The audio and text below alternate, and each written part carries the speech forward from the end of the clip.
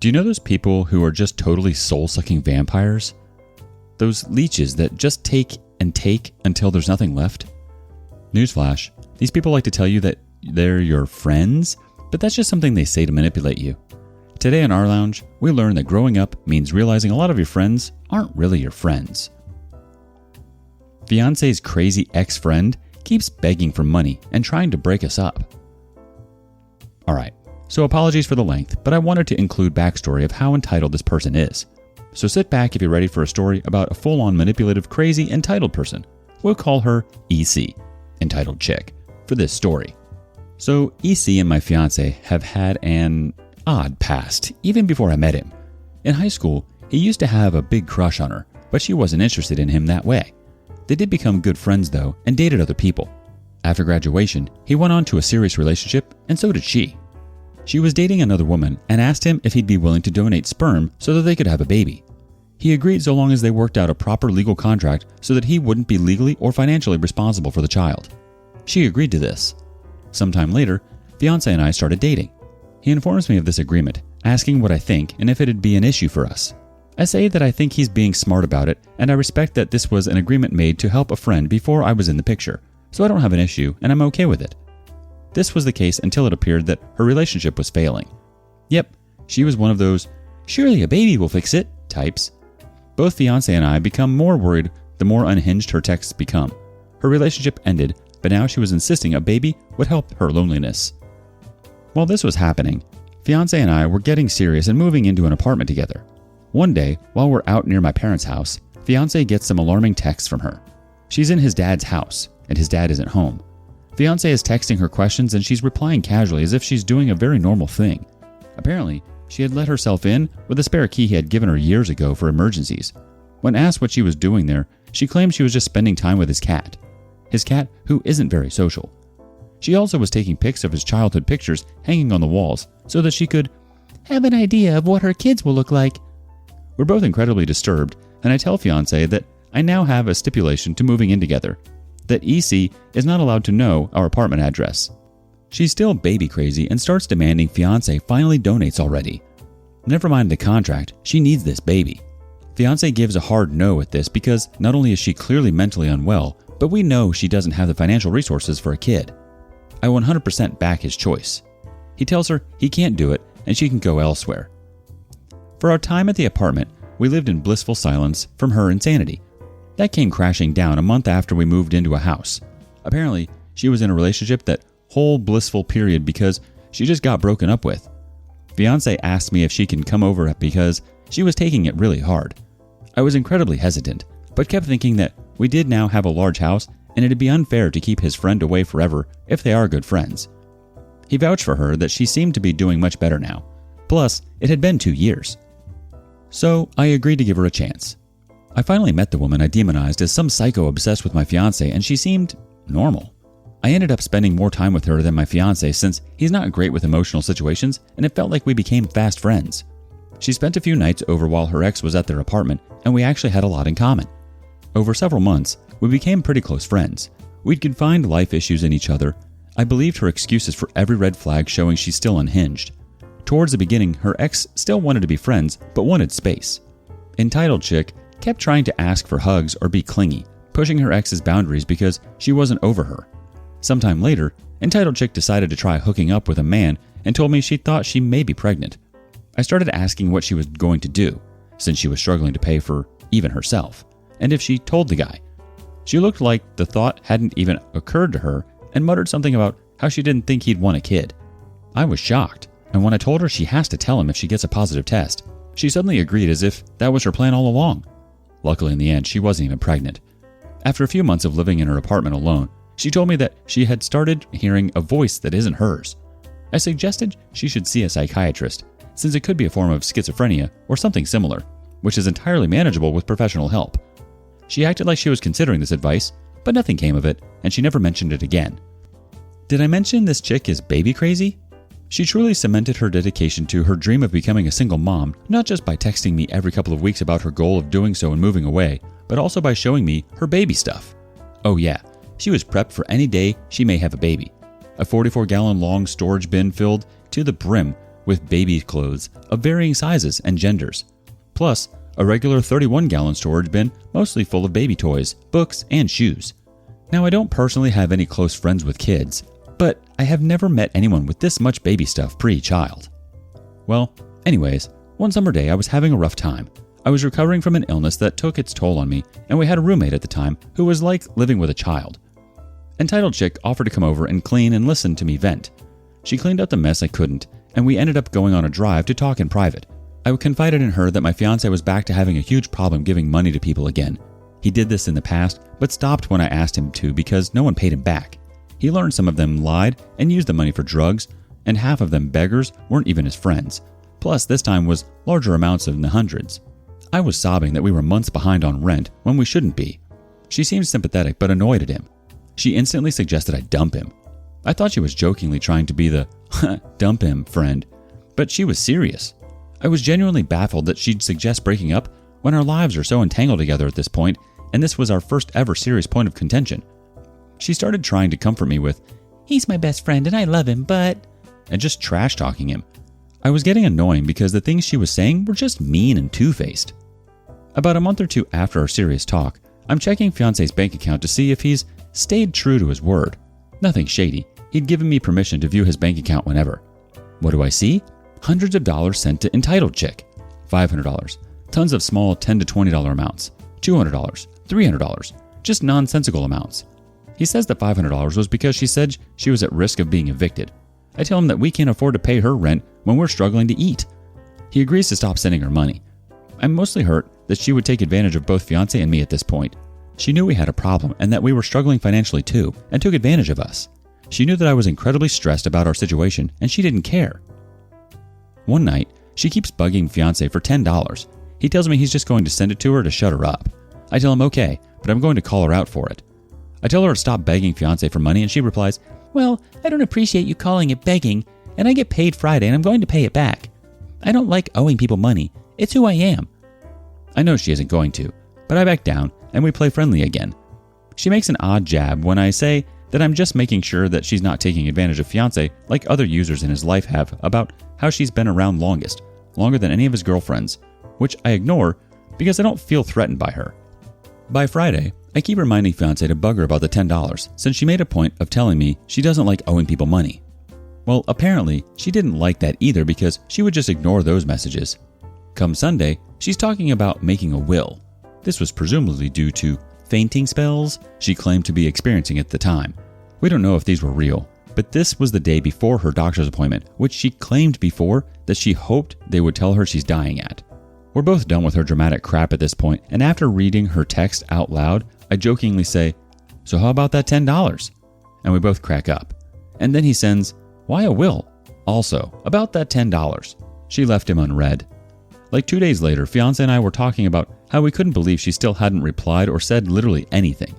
Fiancé checks other social media and discovers that she's unfriended him on Snapchat and Facebook. I check, and she did the same to me. I'm annoyed, but not too surprised at this point because crazy's gonna be crazy. But when I look over at my fiancé, he's genuinely really hurt. He doesn't say it, but I can tell she helped reaffirm his fear that his friends only like him for his money. He does say that she was one of his longest friends and he can't believe she'd really do that over $10. I'm seeing white rage now. Fiancé goes to sleep sad, and I realize I can still message her on Facebook even though we're not friends. I decided to play dumb and ask if we did something. She claims she's taking a break from social media. That was an obvious lie because 1, she was sending me TikToks just the day before. 2, I saw she had a mutual friend added still. 3, literally who takes a break by unfriending their friends. 4, literally like the day after this combo, she updated her cover photo and profile pic. I point out the fact that we still have a mutual friend. She claims she's going from the top down. No idea what that means. No alphabetical, as my name would come before the mutual. I straight up say that it seemed kind of like Fiancé asked about the $10, then this happened. She says no, she's been super busy with work and she's planning to move. I stop replying. The next day, I catch our roommate, new roommate from before, up with the drama because I'm still seething with rage. So he goes, "What's her name?" And I tell him. He pulls up her Facebook and starts messaging her. He sends, "Hey, you got that $10? And she replies, "Who the F is this? I thought you were taking a social media break. Interesting. I keep my messenger open for friends and family." And she blocked him, We both laughed at how dumb it was, hoping it wouldn't cause Fiancé too much trouble. He enters the kitchen where we were talking and Rumi goes, "Listen, so I did message entitled chick." And Fiancé is like, "Oh, I know. I've been hearing about it. She sent me screenshots." We all laugh about it, and then she gets to me. She sends me a screenshot of her having sent Fiancé $9 and says, "Also, I don't appreciate being bugged by your roommate, seeing as I've explained to Fiancé why it took me a moment to pay it back." That's when I decided the kid gloves were off. I took my time and sent back this. I didn't ask him to, I was just talking to him, and he did it on his own. Also, it took that to get you to explain anything, so don't make it sound like you explained to Fiancé first, then roommate messaged you. It's kinda effed up that you ignored Fiancé and me every time we mentioned the $10 you owe him. Like the fact that you made a whole deal out of telling me, "I get paid Friday and I was gonna give it back," and how, "I don't like owing people money. It's who I am." To make me seem like a witch for calling you out for asking Fiancé for more handouts, but then just ignored every reminder so you don't even have the excuse that you forgot is telling. Like, if you didn't get paid, you could have just said so and not been like, "I can't read suddenly, I don't know." She didn't reply. I waited for a few hours with a typed list of things I wanted to say before likely being blocked and then sent it. Essentially, it was a long multi-paragraph wall of text in which I told her that we knew she unfriended us over this, how much she hurt Fiancé, how we both have noticed her manipulative tendencies now, how it's not about the money itself because if it was, we'd be hounding her about the $500, how the real money issue is the fact that she asked Fiancé for money knowing he has a problem saying no. We can't afford it, and it's putting stress on our relationship. I specifically mentioned how she borrowed $500 after I had literally sobbed in her car about how bad our finances were, and she still took advantage of Fiancé. I may have gone a bit petty after this and mentioned it being a recurring trend that she goes crazy after a breakup. I told her exactly why she never got to see our apartment. I directly called her out for entering Fiancé's dad's house without permission. I called her a mooch and told her she needs mental help. And she left me unread. Not gonna lie, part of me kind of hoped she would at least try to argue. I didn't want to believe someone could actually be so uncruel to others and hang them out to dry. She went on to text Fiancé as if nothing had happened. She vaguely stated that she wasn't comfortable coming over anymore, but wouldn't say why when asked. About a week later, she tried asking for $150 again, but obviously Fiancé wasn't having any of it. He played oblivious, just like I used to when she tried dialing up the self-pity. I asked him to block her after this, and he did. Another 2 weeks went by, and she texted him from a new number playing the same old game. This time, she tried laying it on hard by claiming she texted the suicide hotline and how depressed she'd been over her financial struggles. Fiancé just replied by agreeing since we've also had bad financial struggles and his anxiety had been awful and he shared his intrusive thoughts. I guess that wasn't the answer she wanted from her best friend though, because she switched the topic. She started saying that he should really break up with me because we're just not a good match. He blocked her again. When Fiancé told me this, I just burst out laughing. I guess she was trying to break us up and I finally had my confirmation. I just never imagined it would be such a sad attempt.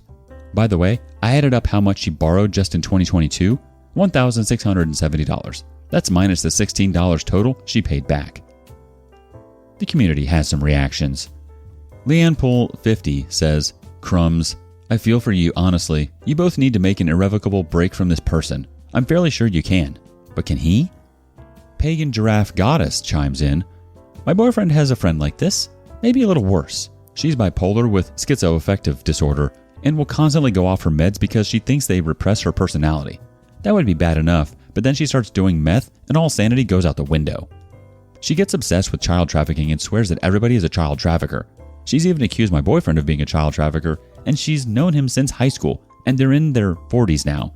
She tried to accost a woman that was walking into a church with her baby, screaming at the lady that she was a child trafficker and that wasn't her baby and she needed to see the birth certificate. Just like you, I am so over that witch. That is only the tip of the iceberg with her. She is no longer allowed in our home. Stick to your boundaries and don't let that girl back into your or your fiancé's life again, no matter how many 'we've been friends since high school' she throws at you." The OP replies, "Oh my god, this is where I can totally see her in 15 years if she doesn't get help," which I suspect she won't since she never did when we suggested it. Thank God she's never done anything harder than shrooms. Yeah, I've made it clear she chewed up and spit out her second chance. Plus, my fiancé was so hurt after what she did, I know her manipulative tactics don't work anymore.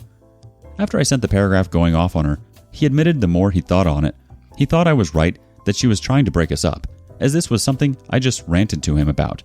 And after confirming that herself, I think that didn't do herself any favors. Like, at first I said I was okay with them staying friends if they wanted, since that's their business. But after that, hell no. It's just super weird because when she's single, she acts all weirdly entitled to my fiancé, but she also wants nothing to do with him. She isn't sexually, emotionally, or even very platonically interested in him, but she acts like she deserves his money? Like, when I called her out on the $10 at first, she said something to him along the lines of, "I could say something back, but I won't." He kept trying to ask her what, but she insisted she wouldn't go there. I can only assume she meant how I currently don't have an income because I'm disabled and trying to get on SSI. Fiancé pays me a set allowance just to keep my cards up and running, but the money mostly just goes to our shared bills and food. Apparently, that means he needs to fork over money to her somehow. Or maybe she stopped herself because she realized that was stupid? Like, girl, I actually hate having to live off his money. And then when I told her how she hurt and used Fiancé and she just continued with it? The audacity. She sounds like the worst friend ever and total bonkers. Both of you should block her and literally don't respond to anything she says. She's full of crap. She's totally toxic and her toxicity strains the relationship you have with your fiancé. And she wants you two to break up because she wants to be with him. She always has. He's definitely the one that got away. Obviously your fiancé and her have a past, but that's all it is a past. And almost like a trauma bond.